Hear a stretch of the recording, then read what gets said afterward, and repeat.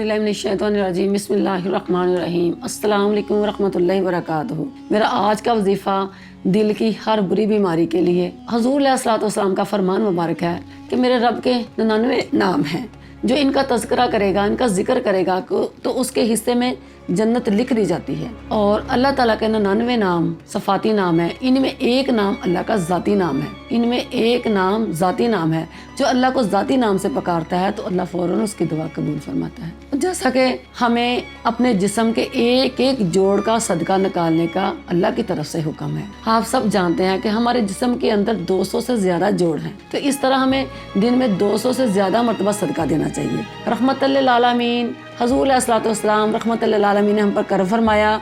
उन्होंने फरमाया कि तुम लोग अपने जिस्म का सदका, एक एक जोड़ का सदका अपनी ज़बान से भी निकाल सकते हो। इस तरह कि हर बार सुबहान अल्लाह कहना सदका है, हर बार अल्हम्दुलिल्लाह कहना सदका है, हर बार अल्लाहु अकबर कहना सदका है, नुकसानदेह चीज़ रास्ते से हटा देना सदका है, और अच्छी बात, नेक बात दूसरों तक शेयर करना भी सदका है। और ये जो वजीफ़ा है दिल की सर्जरी हो, चाहे दिल का वाल बंद हो, दिल की हर तरह की बुरी बीमारी के लिए है। सबसे पहले तो हुज़ूर अलैहिस्सलातु वस्सलाम का फरमान मुबारक सुन लीजिए।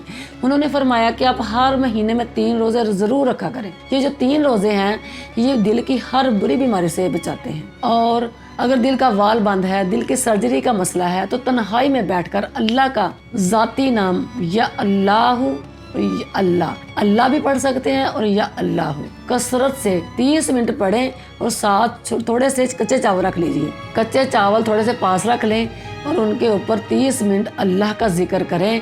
उसके बाद ये चावल परिंदों को डाल दें। चंद दिन करने के बाद इंशाल्लाह आपके दिल की कोई भी तकलीफ़ है, कोई परेशानी है, दिल का वाल बंद है या सर्जरी का मसला है, तो आपकी तकलीफ़ ख़त्म हो जाएगी।